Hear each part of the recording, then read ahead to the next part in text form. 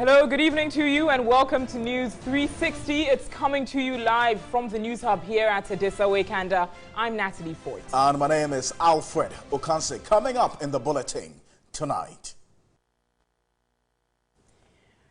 Ghana National Association of Teachers (NAT) threatened strike over 80-month pension contribution arrears. 5 principal officers of the University of Education Winneba dismissed. Also ahead this evening, we're bringing you more on the strike by nurses and doctors.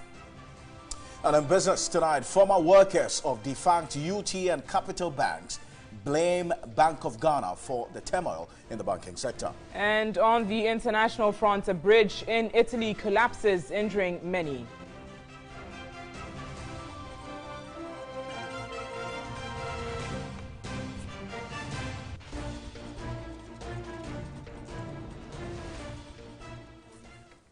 Now, 5 principal officers of the University of Education Winneba have been dismissed by the governing council.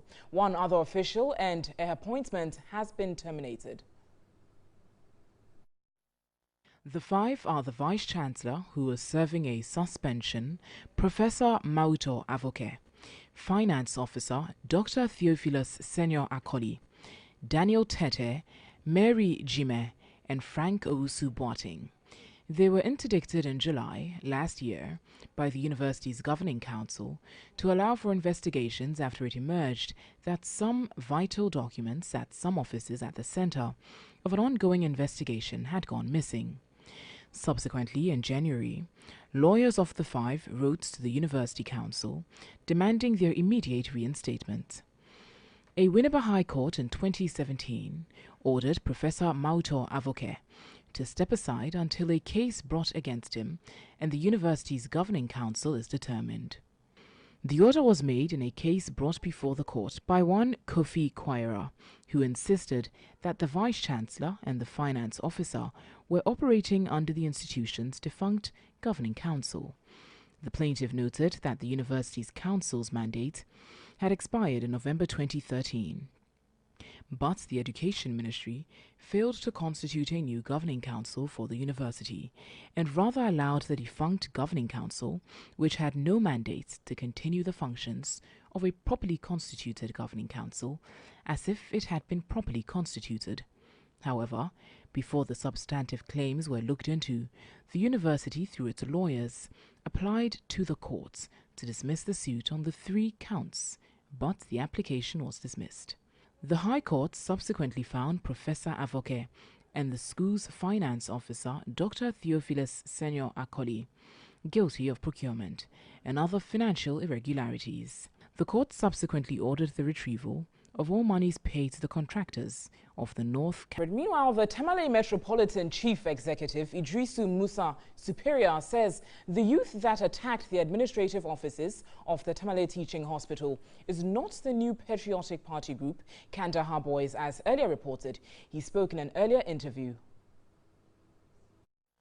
Police presence in the hospital to make sure that any trouble does not occur. It's a criminal matter, and the Criminal Investigations Department of the Police Service will investigate that. But as a MedSec, we would meet today, and I'm not going to tell you publicly the issues we are going to discuss because it's going to be a strategy meeting.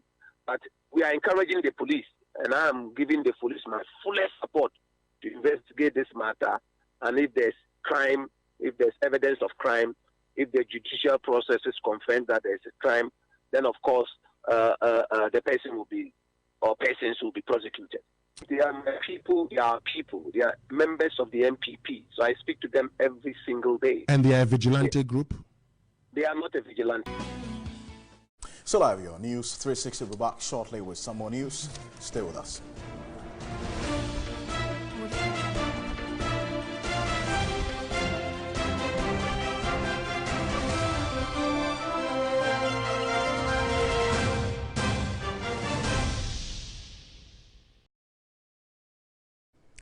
Welcome back to News 360. Time now for us to delve into some news from the world of business. And it's a year after UT and Capital banks were liquidated, and former employees of the defunct Capital Bank are asking the Bank of Ghana to take full responsibility for the bank's failures. They blame the regulator for current turmoil in the financial sector.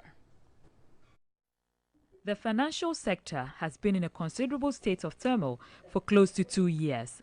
UT and Capital banks had to be taken over through a purchase and assumption transaction with Ghana Commercial Bank to prevent spillovers to the rest of the banks and the economy as a whole. On August 1, the Bank of Ghana declared 5 banks, namely Unibank, Sovereign, Construction, Beige and Royal, insolvent and revoked their licenses, then merged them into what has been christened the Consolidated Bank Ghana Limited.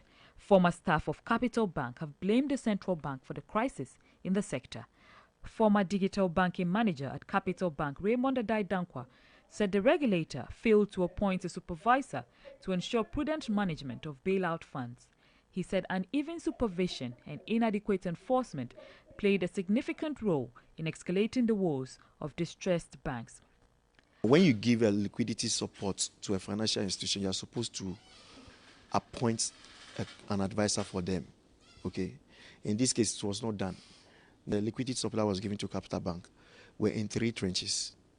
So you gave the first one, the person couldn't account, and you went ahead and gave a second one, and then a third one.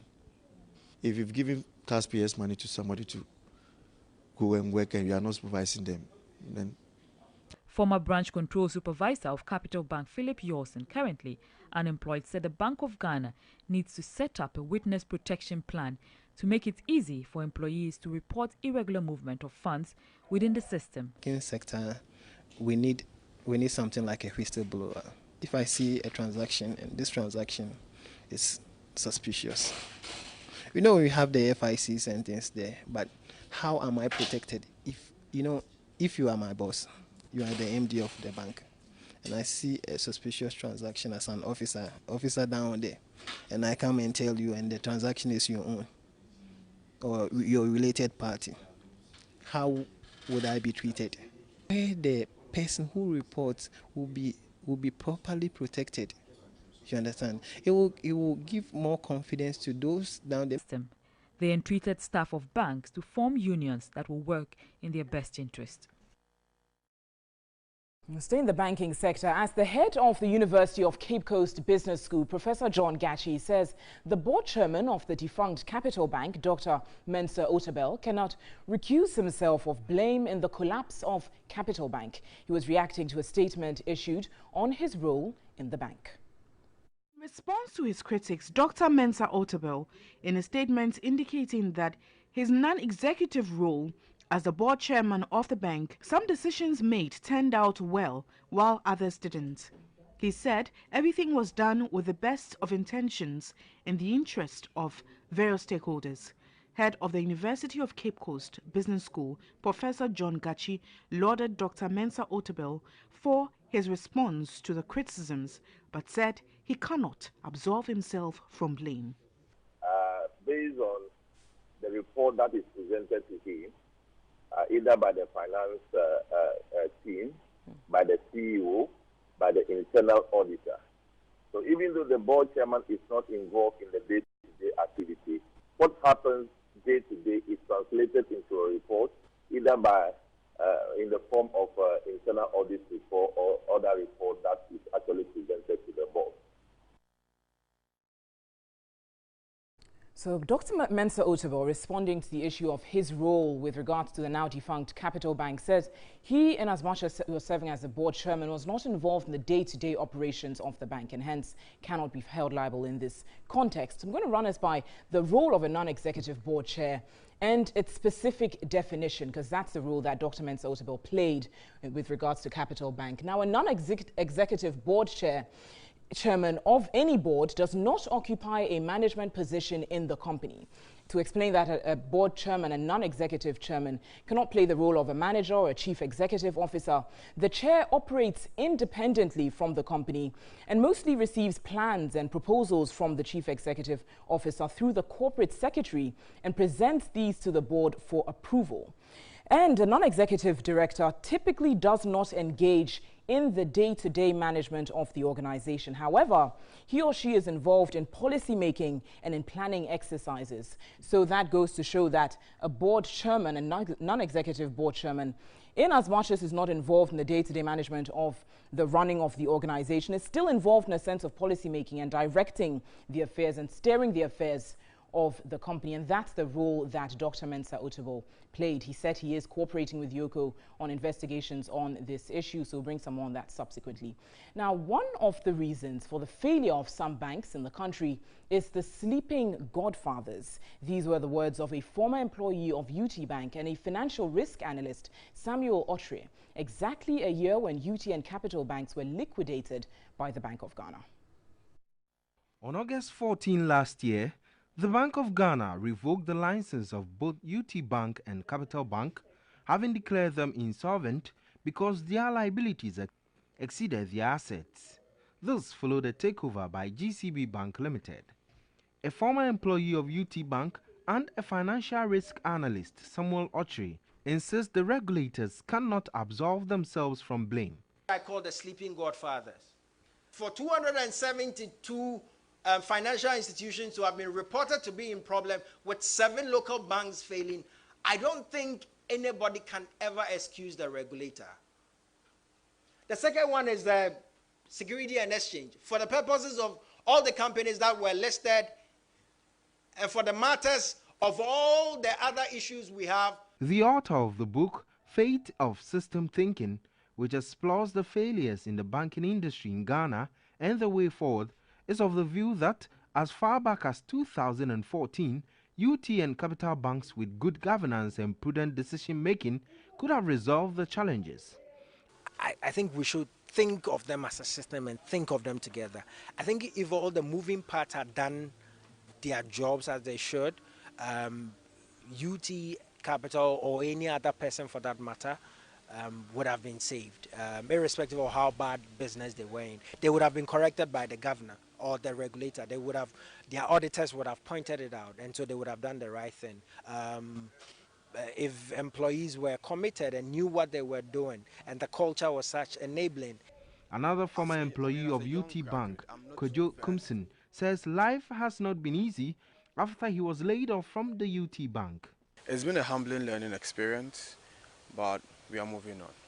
It's been quite tough, looking at the kind of shake-ups going on in the banking industry and all that. Getting another job has been quite difficult, especially within the banking sector, because as it stands now, not a lot of banks are really employing, so it's been quite a challenge.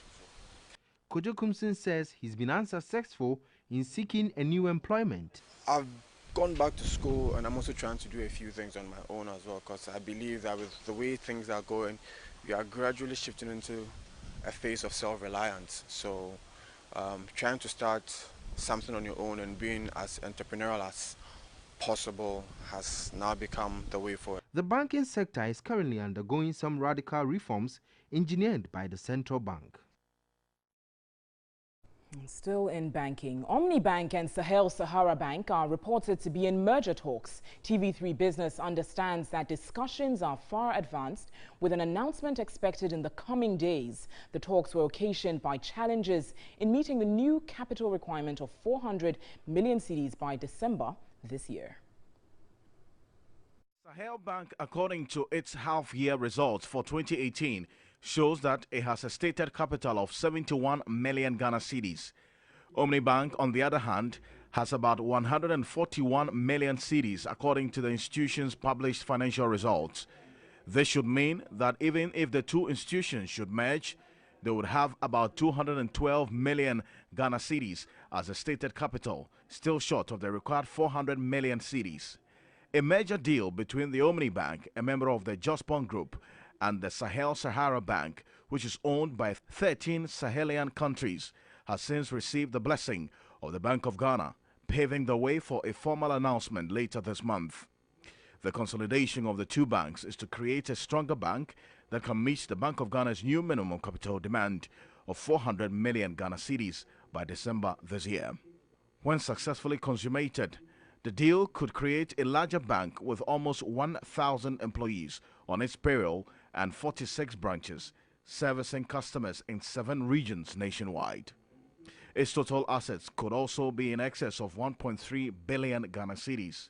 The deal is being overseen by Brouhaha Advisory Services, an indigenous financial service advisory firm. It is understood that a new name for the merged entity is still being discussed. In spite of their differences in ownership, both the Sahel-Sahara and Omni banks are relatively small, with their 2017 financial accounts showing that they have virtually the same balance sheets. Well, we'll certainly stay on that particular issue and bring you some more on it in subsequent bulletins. There's more business news on our website. It's 3news.com. On to you, Alfred. Thank you, Miriam. I wish all of this will be over. But thank you for staying with us here on News 360. On behalf of the rest of the team, we're grateful. My name is Alfred Okansi. And I'm Natalie Force. Thanks so much for watching. Have a pleasant evening.